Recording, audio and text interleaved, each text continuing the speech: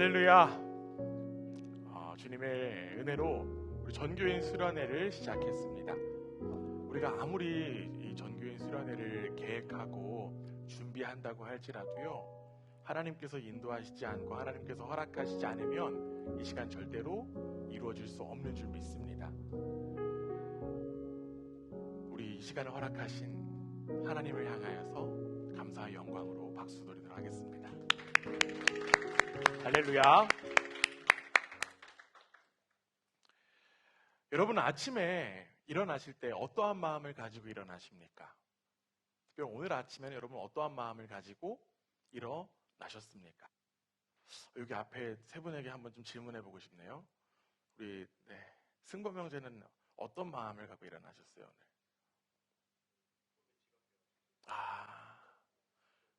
큰일 났다 라는 마음으로 일어났구나. 좀 프로브 열심히 딱 시간 맞춰서 갔어야 되는데 시간은 맞춰서 갔어요. 네, 다행이네요. 네. 혹시 또 다른 분, 나는 아침에 이런 마음, 우리 기범 형제? 이럴 때 박수 한 번 또 쳐줘야 되죠. 네, 즐거운 수련의 날이다. 네, 저도 오늘 아침에 딱 일어나면서 수련의 날이네 라는 네요. 네. 기쁜 마음으로 일어났습니다. 아침에 일어나서요, 이제 수련의 날이니까 오늘 말씀을 전할 설교분도 한번 좀 더 보고 여유 있게 아침밥도 먹고 미진한 수련의 준비도 하고 늦지 않게 좀 도착을 해야겠다라는 여러 가지 생각들을 아침 일어나면서부터 하기 시작했어요. 제가 여러분들께 물어봤습니다. 여쭤봤습니다. 여러분들도 각자 어떻게 가지고 아침에 일어나셨는지 한번 생각해 보실 수 있으면 좋겠습니다. 아까 우리 늦잠을 자서 급하게 일어나신 분들도 분명히 있을 거고요. 또 어떤 분들은 뭔가 갑자기 번쩍 생각난 것들도 있을지도 모르겠습니다. 제가 아침에 일어나는 것을 왜 이야기를 했냐면요, 우리는 아침마다 무언가를 바람을 가지고 일어납니다. 우리는 그 바람을 가지고 살아가요. 그 기대와 바람을 다른 표현으로 바꾸면 욕구라고 할 수 있습니다. 우리는 누구나 욕구를 가지고 살아갑니다. 그래서 어떠한 욕구가 있으니까 우리는 침대를 떠나 가장 안전한 그 이불 밖으로 나아갈 수 있는 거예요. 그래서 욕구를 가리켜 삶을 움직이는 엔진이다 라는 표현도 있고요, 욕구가 강한 동기 유발 요인이다 라는 그러한 이야기도 합니다. 우리 속에는 무한한 욕구가 있습니다. 그리고 그 욕구들을 실현시키기 위해서 우리는 많은 노력과 열심을 다합니다. 13세기의 최고의 지성가였던 토마스 아퀴나스는요, 이러한 질문을 스스로에게 던졌어요. 어떻게 하면 내 욕구를 만족시킬 수 있을까? 어떻게 해야 내가 만족감을 느낄 수 있을까? 이 질문에 스스로 내놓은 대답이 무엇이었을까요? 그는 모든 것을 가져야 한다라고 하는 대답에 이르렀습니다. 모든 것과 모든 사람을 경험하고 또 모든 음식점도 가봐야 되고요, 모든 음식도 먹어야 되고 또 모든 도시도 가봐야 되고 모든 나라도 가봐야만 합니다. 심지어는 모든 사람과 또 교제하고 싶은 마음도 있어요. 여러 명의 사람들도 교제하고 싶은 마음들이 있습니다. 또 모든 상도 받아보고 싶기도 하고요. 우리는 또한 모든 물건을 가져야 합니다. 이 모든 것을 경험해야 우리가 비로소 만족할 수 있다라고 하는 거예요. 그래서 우리는 그 만족을 위해서 점점 더 열망을 냅니다. 특별히 우리가 만족을 채울 수 있도록 우리에게 가장 또 필요한 요소가 있어요. 우리는 그것 때문에 더 많은 또 열심을 내요. 바로 돈을 위해서 그렇죠. 이 모든 것을 돈이 충족시켜줄 수 있을 거라고 하는 기대와 바람이 있기 때문에 우리는 더욱더 돈에 대한 열망을 갖기도 합니다. 그런데 여러분, 굉장히 안타까운 사실은요, 우리 인간은 아무리 열심을 다해도 모든 것을 다 얻을 수 없다라고 하는 현실입니다. 앞에서 이야기했지만 아무리 돈이 많아도요, 우리 인간에게는 시간과 공간의 제약과 한계가 있습니다. 그렇기 때문에 우리는 돈이 있어도 모든 욕구를 충족할 수가 없어요. 즉, 우리의 욕구는 무한하지만 문제는 우리의 존재가 유한한 존재라고 하는 사실입니다. 이러한 인간이 느끼는 감정은 무엇일까요? 내가 하고 싶은 것은 많지만 하지 못했을 때 일반적으로 사람들은 어떠한 감정을 느끼게 될까요? 그것은 아마도 불만족일 것입니다. 나는 만족할 수 없어. 나는 불만족한 삶을 살아가고 있어. 이 불만족은 사라지지가 않아요. 아무리 많이 보고, 아무리 무언가를 많이 하고, 아무리 무언가를 많이 사고, 많이 먹고, 많이 마시고, 많이 경험하고, 많은 사람들을 만나도 여전히 아쉽습니다. 결국 우리의 일상은 이러한 시스템 속에서 돌아가면 우리는 불만족으로 채워질 수밖에 없는 삶을 살아가는 거예요. 그리고 그 불만족이 너무 심하다 보니까 어떻습니까? 나 스스로에게만 불만족이 있는 것이 아니라 가장 가까운 가족, 가장 가까운 친구, 이웃, 동료들에게도 그 불만족이 표출되기도 합니다. 여러분, 이 답답한 불만족, 우리가 어떻게 한번 해결해 볼 수 있을까요? 오늘 우리는 성경 말씀을 통해, 특별히 사도행전 말씀을 통해서 이 불만족을 가진 한 사람을 마주하게 되었습니다. 이 사람에게는요, 한 가지 욕구가 있었습니다. 그 욕구는 바로 자신의 열심으로 인하여서 하나님의 구원을 이루고자 하는 욕망이었습니다. 그래서 그는 이 예수라고 하는 사람의 그 추종자들을 하루빨리 찾아서 그들을 가둬야겠다라고 하는 마음으로 일어났어요. 심지어 오늘 말씀에 보면요, 이 사람은 대제사장에게 가서 예수를 따르는 사람, 남자 여자 상관없이 다 잡아올 수 있도록 편지 좀 써주세요 라고 하는 요청까지 했습니다. 이렇게 이 사람은 위협과 살기가 등등해서 대제사장의 위임장을 가지고 다메섹을 향해서 나아가고 있었습니다. 여러분, 그가 누구일까요? 그렇죠, 바울입니다. 우리가 지난 주일에도 함께 살펴봤지만 바울, 즉 사울입니다. 바울은 굉장한 열심을 가지고 있는 사람이었다라고 하는 사실을 우리는 지난 주일에 살펴보았습니다.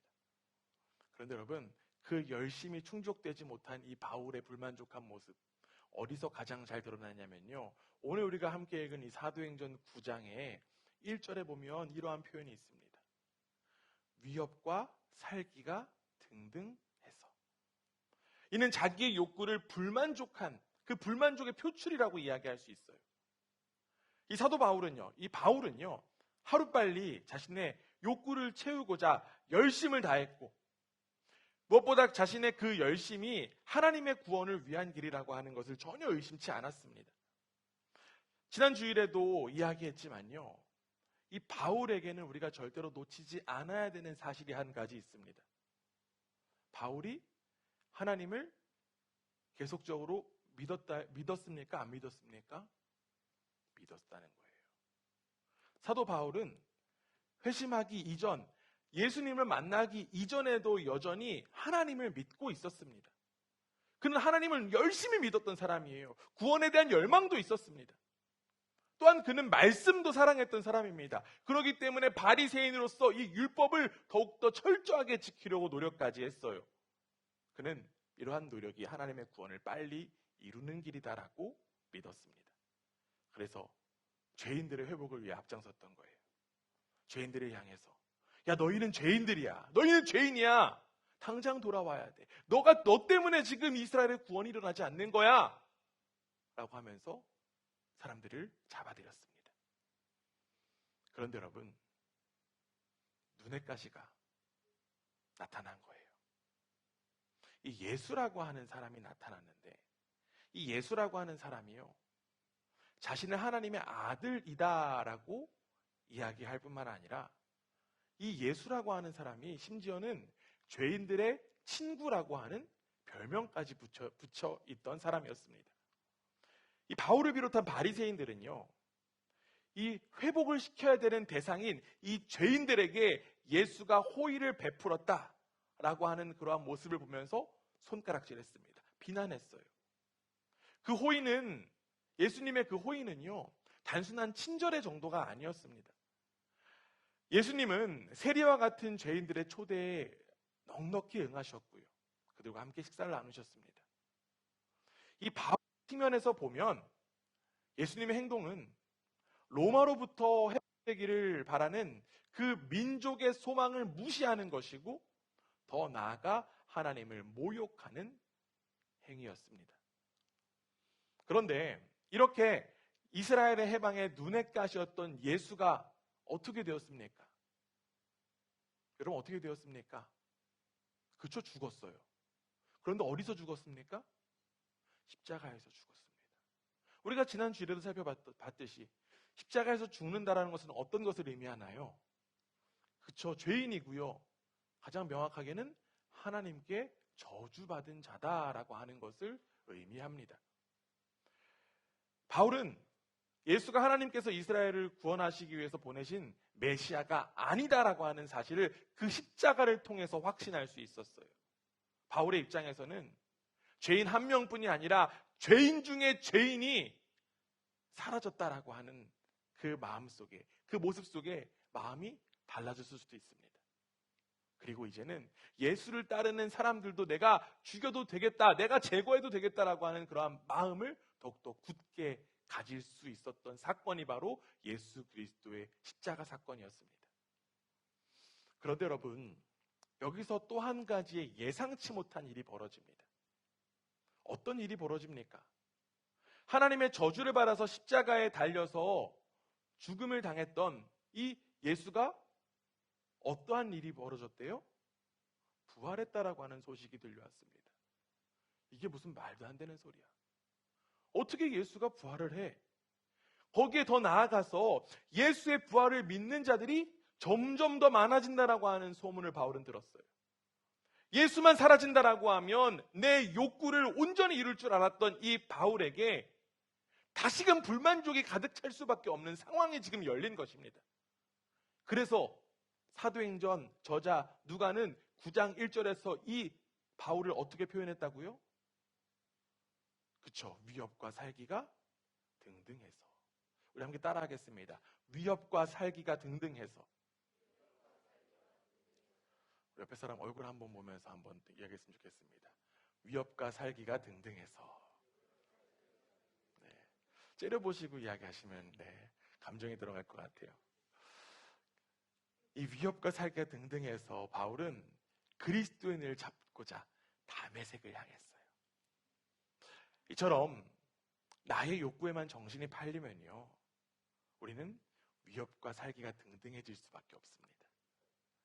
내 목표를 이루는데 방해하는 것들, 그 모든 것들을 제거하고 처리해야 함이 마땅하게 느껴지기 때문에 그래요. 내 불만족을 채우고자 수단과 방법을 가리지 않고 그것들을 이루어야만 합니다. 특별히 방해의 대상이 사람이 될 때 가장 큰 문제가 벌어지겠죠? 저 사람만 없으면 될 텐데. 저 사람만 여기 없으면 될 텐데. 내가 이것들을 얻을 수 있을 텐데. 이러한 생각을 갖게 되면 사람을 사람으로 보는 것이 아니라 사람을 방해물로 보기 시작한다라고 하는 거예요. 제거해야 하고 반드시 제거할 수밖에 없는 대상으로 사람을 본다는 것입니다. 여러분, 여기에서 바울은 한 가지가 더 했어요. 자신의 욕구를 실현시키려는 그러한 마음도 있었지만 바울에게는 여기서 한 가지 더 바울에게 있는 그 불만족이 더욱더 심해질 수 있는 요소가 있었습니다. 그것이 무엇이었냐면 바로 하나님이 들어가는 거예요. 하나님의 이름이 그 안에 들어가는 것입니다. 내 욕심이 아니야. 이거는 하나님을 위한 것이야. 그렇다 보니까 더욱더 합리적으로 합리화돼서 사람들을 하찮게 여기는 것입니다. 우리가 하나님의 이름이 들어가서 내가 하는 그러한 정죄들, 내가 하는 비난들 어떠한 것들이 있습니까? 내가 예배도 잘 드리고 싶은데 저 사람 때문에 내 예배 잘 못 드리겠어. 우리 교회 이야기 아니에요. 다른 데서 들었던 이야기예요. 목사님, 제가 저 사람만 없으면요 정말 예배 잘 드릴 수 있을 텐데요. 저 친구들 왜 이렇게 시끄러워요? 나 예배 잘 드리고 싶은데. 목사님, 제가 더욱더 많은 사역을 감당하기 위해서요, 저 사람과는 좀 떨어뜨려 주세요. 라고 하는 이러한 이야기들. 사실 위협과 살기가 등등한 모습에 불과하다는 것입니다. 바울은 자신의 욕구를 이루는 일에 열심을 다하다 보니까 자신의 모든 행동을 합리화했어요. 성경을 근거 삼아 민족 모두의 해방을 위하는 길이라고 여기면서 폭력과 폭언 그리고 살인까지 일삼았던 것입니다. 그런데 여러분, 우리는 이 바울의 열심, 바울의 수고, 이 바울의 불만족 속에서 무언가가 빠졌다라고 하는 사실을 인지할 수 있어야만 합니다. 무엇이 빠졌을까요? 하나님의 이름이 있어요. 하나님이라고 하는 어떻게 보면 목표도 있습니다. 그런데 이러한 바울의 삶에 과연 하나님이 있습니까? 하나님의 이름이 있는데 하나님이 실체하지 않는다라고 하는 거예요. 여러분, 하나님이 없다는 말은 무슨 말일까요? 요한일서 4장 16절에 보면요, 이러한 말씀이 있습니다. 우리 함께 한번 읽어볼까요? 함께 했습니다. 시작. 하나님이 우리를 사랑하시는 사랑을 우리가 알고 믿었노니 하나님은 사랑이시니라. 사랑 안에 거하는 자는 하나님 안에 거하고 하나님도 그의 안에 거하시느니라. 아멘. 하나님이 사랑이십니다. 하나님이 사랑이세요. 그런데 여러분, 사랑이 없다라고 하는 것은 그렇다면 하나님이 없다라고도 이야기할 수 있어요. 안타깝게도요, 이 바울은 하나님에 대한 열망, 하나님에 대한 이름이 가득 찼습니다. 그러나 그의 삶에는 사랑이 없었어요. 그는 하나님을 사랑한다라고 열심히 고백했어요. 쉐마의 가르침 속에서 그는 하나님을 정말 열심히 사랑했다고 고백합니다. 그러나 그 입술의 고백과는 달리 사랑의 실체가 그 안에 나타나지 않습니다. 그는 사랑 없는 사랑의 행동을 해나갔던 거예요. 그것이 자신을 죽이는 것인지도 모른 채 말입니다. 사랑 없이 사랑을 외치고 하나님 없이 하나님을 외치는 이 속빈 강정이 바로 바울이었다라고 하는 거예요. 여러분, 성경에서는요, 하나님 없는 사람을 뭐라고 표현할까요? 하나님과 상관없이 하나님이 없는 그러한 사람을 어떤 단어로 이야기할까요? 질문이 너무 어렵나요?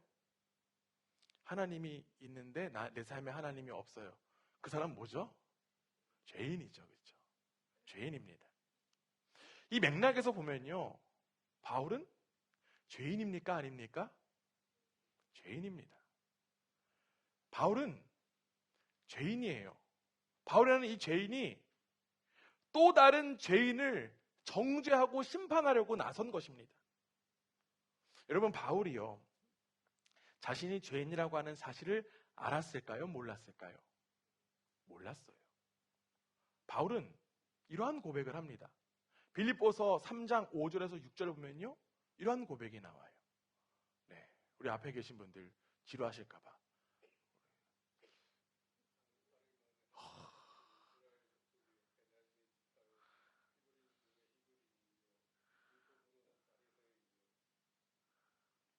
다음 절도 있습니다.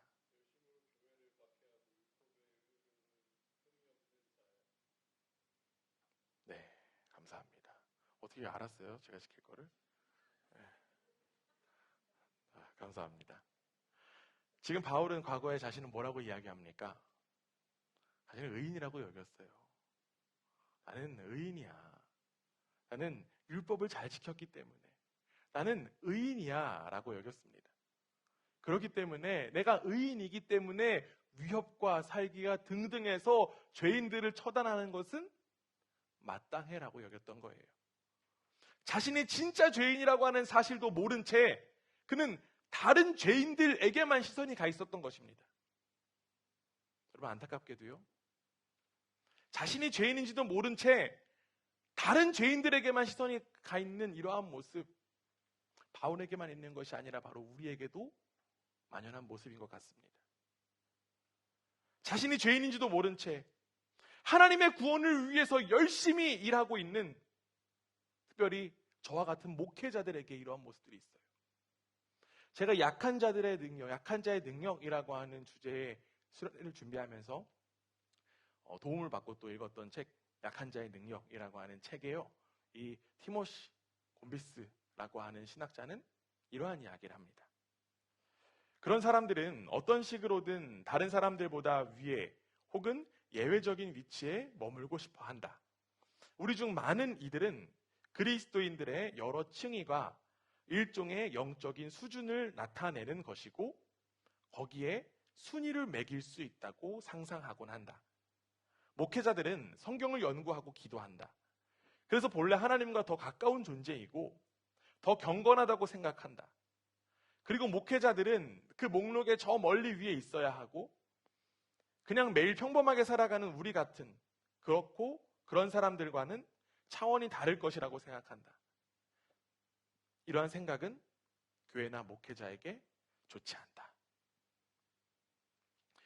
이 곤비스의 이야기, 저를 향해서 하는 이야기 같아서 저는 이걸 보면서 되게 뜨끔했어요.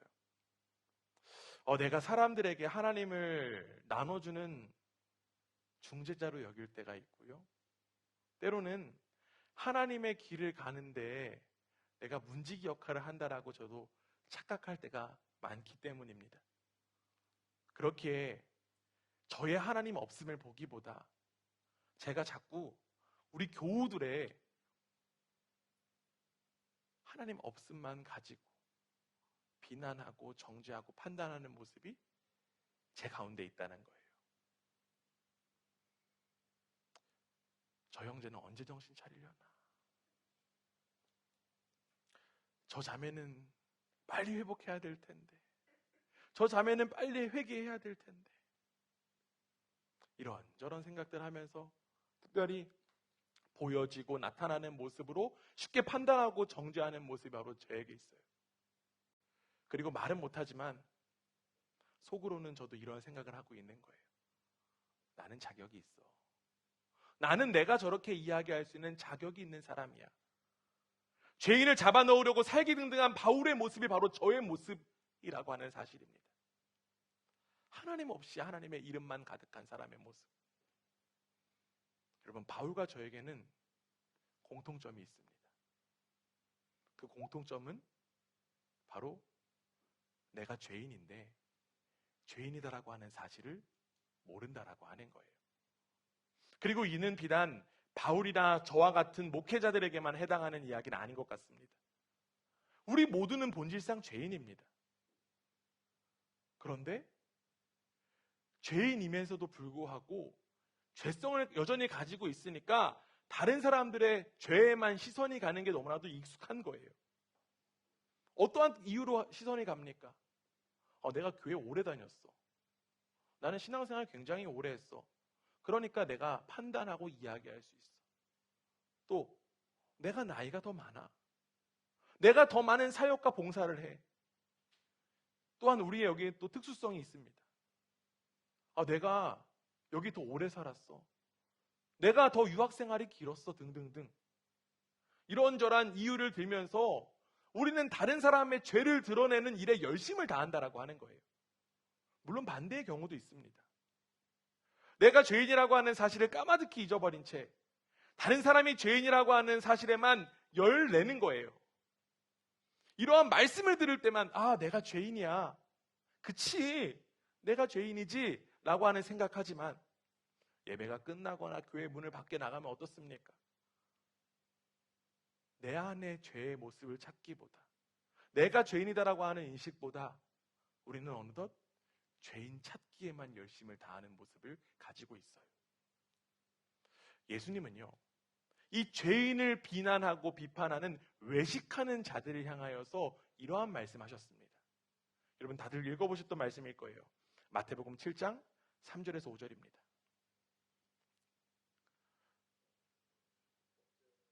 네, 이번 아니에요. 네. 우리 형 자매가 읽어주세요.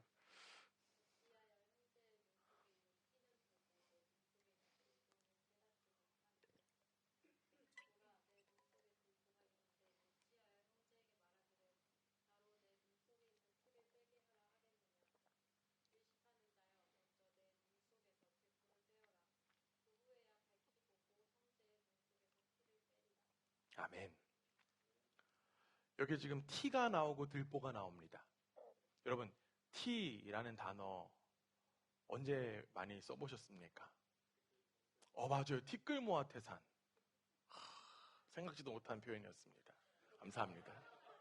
맞아요. 티끌모아태산에도 티가 나오죠. 또 어떨 때도 티가 나옵니까?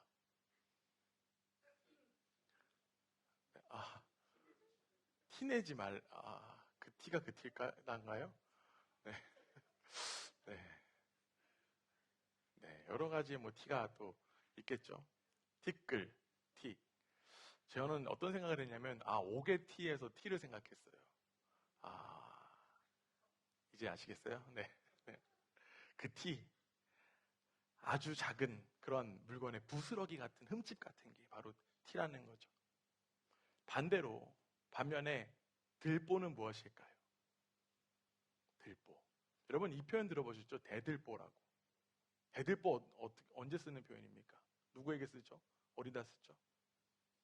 맞아요. 집 지을 때 가장 중요한 또 기둥 가운데 하나 대들보라고 해요. 대들보에서 대가 빠지면 들보잖아요. 그렇죠? 가장 큰 들보가 대들보고요. 그것들 사람을 가리켜서 우리 형제는 교회 대들보야 이런 표현들, 우리 가정의 대들보야 이런 것들 많이 사용합니다.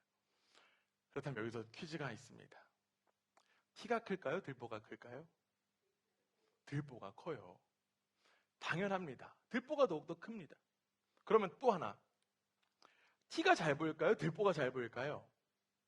들보가 네? 티요? 네. 들보와 티 중에는 들보가 더 잘 보일 수밖에 없습니다. 질문 자체가 어리석어요. 들보가 너무나도 잘 보입니다. 그런데 지금 예수님이 하신 말씀 보면 어떻습니까? 내 눈 속에 뭐가 있대요? 들보가 있습니다.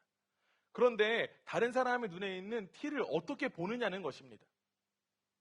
만약에 내 눈 속에 들보와 같은 큰 것이 들어있어요. 가려져 있는데 보이지 않는 거예요. 들보가 있으면 절대 보이지 않습니다. 그런데 어떻게 다른 사람 눈에 있는 티를 발견하고 그것들을 빼내려고 하냐는 것입니다. 말이 안 되는 상황이죠. 이 죄인들을 향한 바울의 시선이 바로 딱 이거와 같은 상황입니다. 그리고 안타깝게도 저와 여러분들의 모습 가운데에도 이러한 모습이 있어요. 결국 우리 모두는 내 자신이 죄인이라고 하는 사실을 먼저 깨달을 수 있어야만 합니다.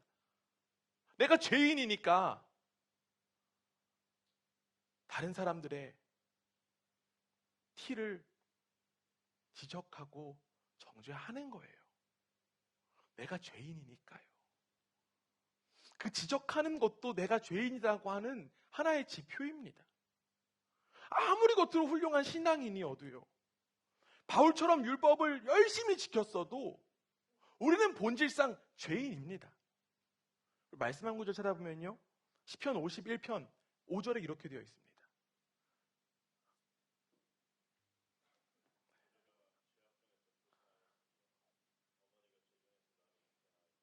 아멘. 우리는 어머니의 태 속에서부터 죄인이었다라고 해요. 그래서 이러한 표현을 좀 써봤어요. 모태 죄인이구나. 모태 죄인. 우리는 모두 죄인으로 태어났기 때문에 스스로 의인이 될 수가 없습니다. 내가 죄를 많이 지어서 죄인인 것이 아니라 태어난 것 자체가 바로 죄인이에요. 그렇기 때문에 우리는 아무리 의로운 짓을 해도 의인이 될 수가 없어요. 그런데 바울은 그 사실을 놓치고 있었던 것입니다. 바울은 그 사실을 인정하지 못했던 거예요. 그렇기 때문에 율법을 잘 지키면 의인이 되어서 나는 하나님의 구원을 이룰 수 있다라고 하는 착각이 그에게 있었던 것입니다. 다시 정리하면요. 바울은 자신이 죄인이라고 하는 사실을 몰랐습니다.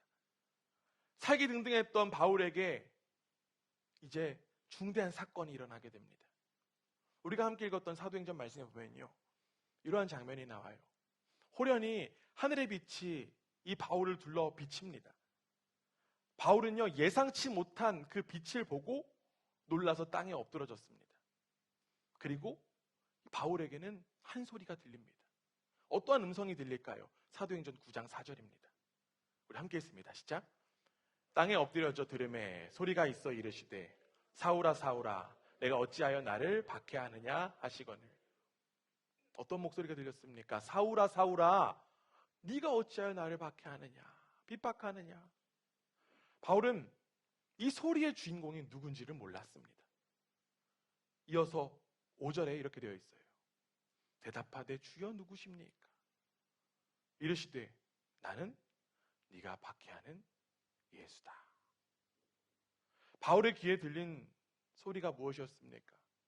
나는 네가 박해하는 예수야. 나는 네가 핍박하는 예수야 였습니다. 바울은 깜짝 놀랄 수밖에 없었을 것입니다. 그동안 자신이 굳건히 믿어왔던 모든 것들이 깨지는 순간이었기 때문에 그래요. 그동안 그는 예수가 거짓 메시아라고 믿었어요. 그래서 그를 추종하는 세력들 열심히 처단하는 것이 바로 하나님의 구원을 이루는 길이다라고 그는 믿고 따랐습니다. 그런데 자신이 철저하게 믿었던 그 모든 것이 지금 산산조각이 나버린 거예요. 이 환한 빛 앞에서 바울은 오히려 어둠에 갇히고 말았습니다. 그는 눈을 떴으나 아무것도 볼 수가 없었어요. 결국 그는 사람들의 손에 이끌려서 자신이 원래 가려고 했던 다메섹이라고 하는 동네를 가게 되었습니다. 이 위협과 살기가 등등했던 바울이 이제는 다른 사람의 도움 없이는 움직일 수 없는 아주 연약한 존재가 되어버린 것입니다. 그는 이 뜻밖의 사태가 무엇을 의미하는지 잘 몰랐습니다. 그래서 성경은요, 이 바울의 상태를 가리켜서 이렇게 표현합니다. 오늘 우리가 함께 읽은 사도행전 9장 9절에 이렇게 되어 있습니다. 함께 읽습니다. 시작.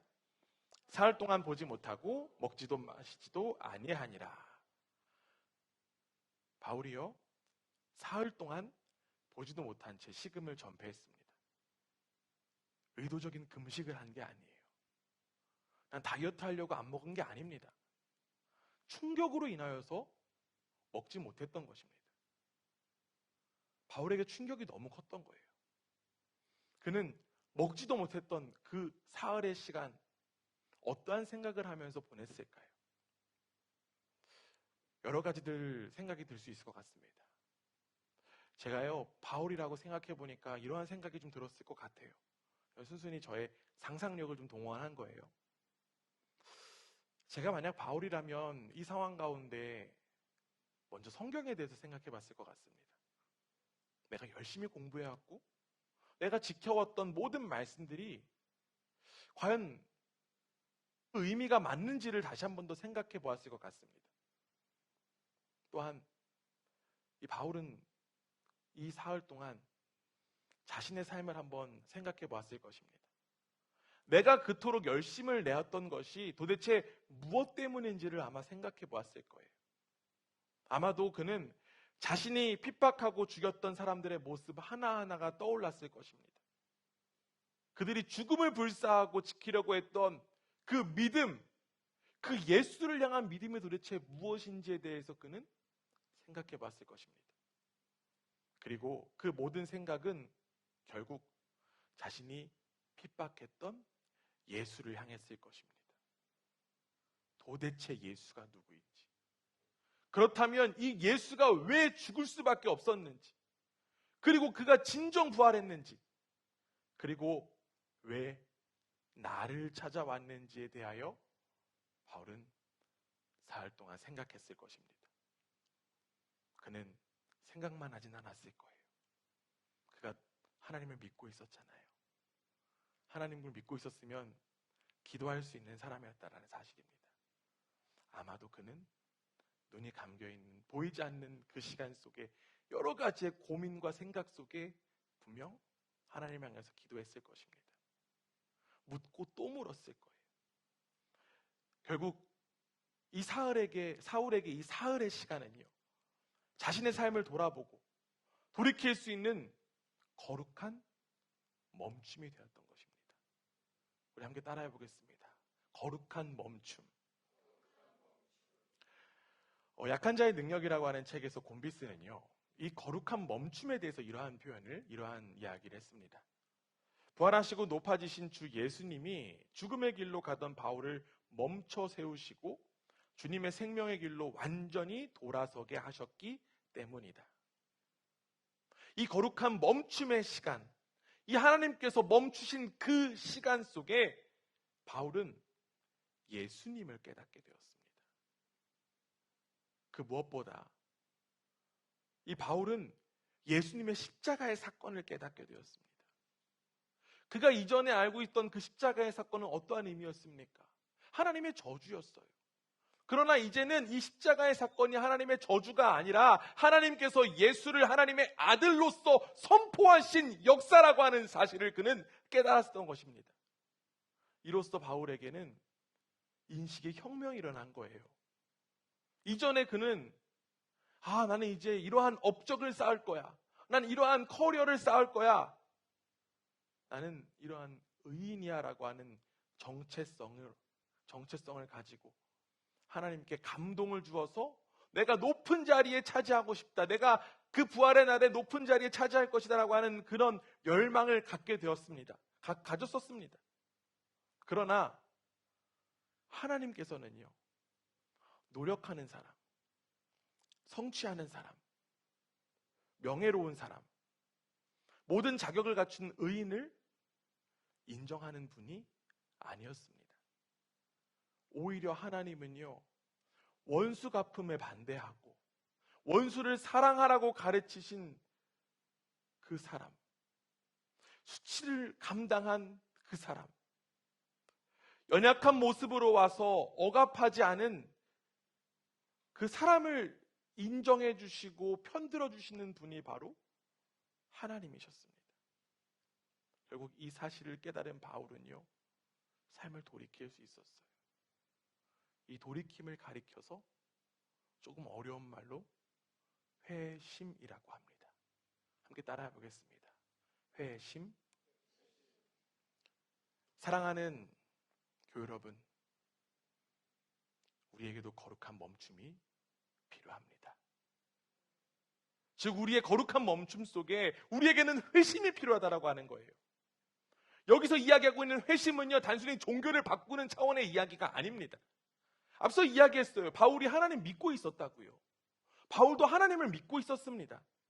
그렇기 때문에 여기에 나오는 이 회심, 바울의 회심은요, 내 종교를 바꾸는 정도의 그런 단순한 회심이 아니라 진정한 회심이 그 안에 들어있습니다. 진정한 회심 무엇일까요? 진정한 돌이킴은 바로 예수 그리스도가 하나님 아버지의 아들이고 그분의 십자가 부활이 바로 하나님의 놀라운 구원의 역사다라고 하는 사실을 믿는 것, 그것이 바로 회심입니다. 예수님을 만난 바울은요, 이제 예수님을 향해서 이렇게 이야기합니다. 오늘 우리가 함께 읽은 말씀 빌립보서 2장 6절에서 8절에 이렇게 되어 있습니다. 윤재 형제가 읽어주세요.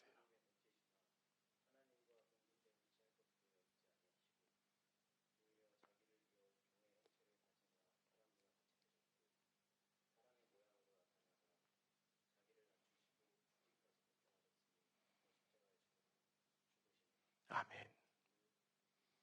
바울은 예수님을 향해서 어떻게 표현했습니까? 예수님이요, 처음부터 하나님의 형상으로 함께 계셨던 분이라고 하는 사실을 인정했습니다.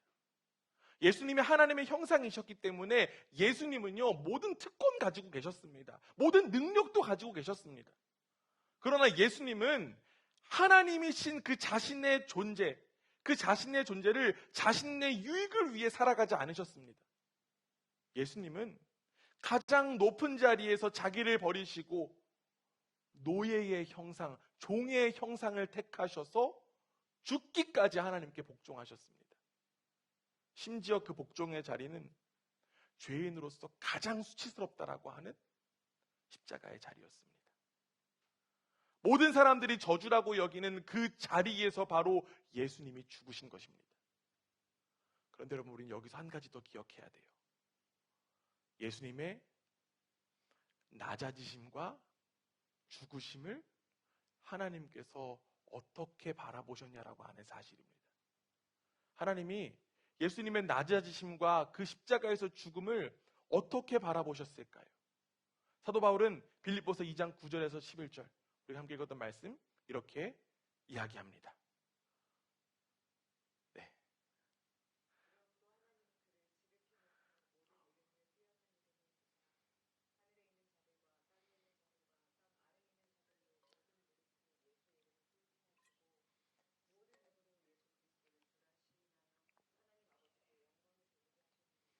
아멘. 지금 9절의 시작이 어떤 표현으로 되어 있습니까? 이러므로 라고 되어 있어요. 이러므로 예수님께서 이렇게 하나님께 복종하셔서 낮아지셨기 때문에 이러므로 하나님은 어떻게 하셨대요? 예수님을 높이셨다라고 하는 거예요. 즉 예수님이 자신의 높은 지위를 자신의 유익을 위해 사용하기를 거절하시고 이제는 수치를 당하고 고통스러운 죽음에 이르기까지 즉 다른 사람들을 위해 자신을 버리셨기 때문에 하나님께서는 예수님을 높이셨다라고 바울은 이야기합니다. 바울은 십자가 때문에 예수님이 부활하셨고 높이 오르셨다라고 하는 사실을 깨닫게 되었습니다. 결국 바울은요, 이 거룩한 멈춤을 통해서 예수님을 제대로 인식하게 되었고 무엇보다 십자가의 진리를 온전히 믿게 되었습니다. 이전까지 바울은 자신의 열심과 욕망을 채우는 일이 하나님의 영광을 드러나는 일이라고 믿었어요. 하나님의 구원이라고 하는 욕구를 채우기 위해 열심히 살았습니다. 그러나 그 모든 일이 잘못되었다라고 하는 사실을 그는 십자가 앞에서 깨닫게 된 것입니다. 바울은 아무리 율법을 다 지켜도 나는 여전히 죄인이고 오히려 죄인인 나를 위해서 가장 낮은 자리로 오신 그 십자가의 자리로 오신 예수님을 인정하고 믿게 된 것입니다. 앞서 진정한 회심을 가리켜서 예수 그리스도가 하나님의 아들이시고 그분의 십자가 부활이야말로 하나님의 놀라운 구원의 역사라고 하는 사실을 믿는 것이다라는 표현을 제가 설명드렸습니다. 여러분, 예수님이 하나님의 아들이시고 예수님의 십자가 부활이 하나님의 그 구원의 능력이다라고 하는 사실을 우리가 믿는다라고 하면 이 믿는다라고 하는 것은 어떠한 부분까지 영향을 미치는 것일까요? 그것은 바로 믿음은 항상 무엇이 동반된다고요? 행동이 동반됩니다. 단순히 개념으로 믿는 것에 그치는 것이 아닙니다. 내가 십자가와 그 부활을 개념으로 알고 이론으로 받는 것이 아니라 이제는 내가 그것으로 믿었으니 그 자리가 바로 나에게 생명을 주신 자리이니 이제 나도 예수님처럼 그 낮아짐의 자리, 그 처절한 자리로 내려가겠다라고 하는 결단이 바로 진정한 회심 가운데 들어있는 거예요.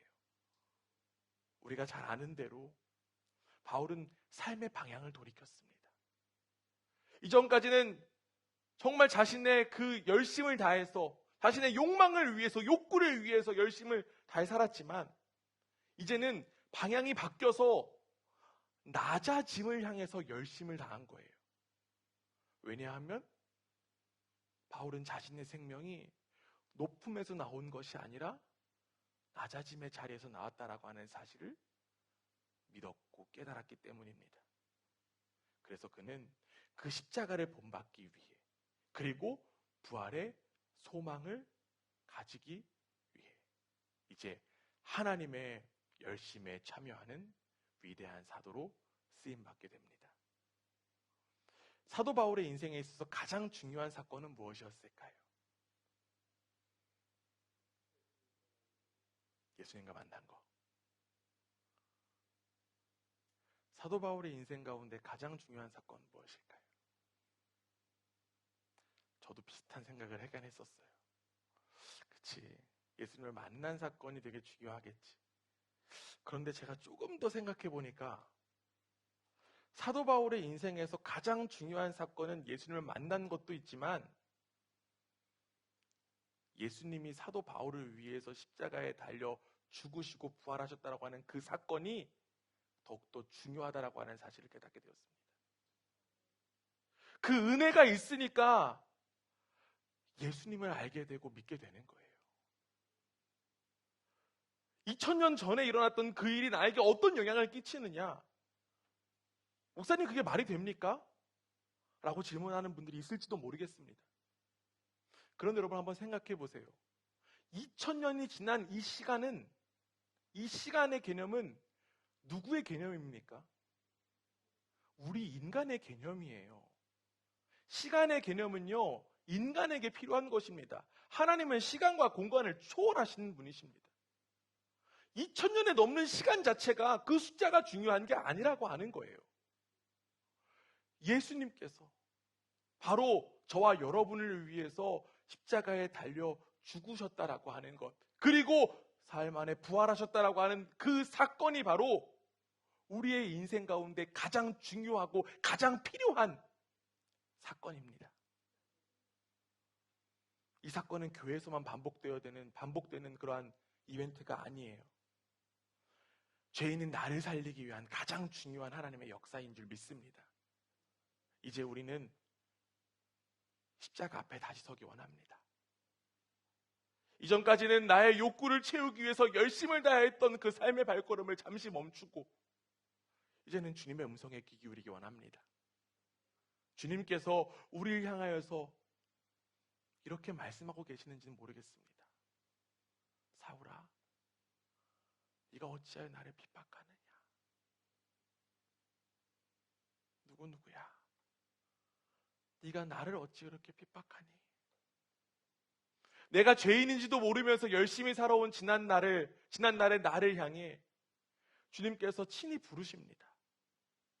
내가 눈은 떠 있지만 눈에 있는 들보로 인하여서 세상을 온전히 보지 못하고 정죄하며 살아왔던 그 어두운 나를 향하여 빛이신 주님께서 친히 부르고 계십니다. 십자가보다는 세상의 영광을 위해 살아온 나를 위하여 주님은 지금도 간절히 부르십니다. 나는 네가 핍박하는 예수야. 바울을 향한 음성이 바로 저와 여러분을 향한 음성임을 깨닫게 되기를 원합니다. 이제 우리에게 필요한 시간은 바로 거룩한 멈춤인 줄 믿습니다. 주님의 부르심에 지난날의 발걸음을 잠시 멈추고 나를 향하신 그 십자가의 사랑을 다시 한번 떠올려보는 이 시간 되길 원합니다.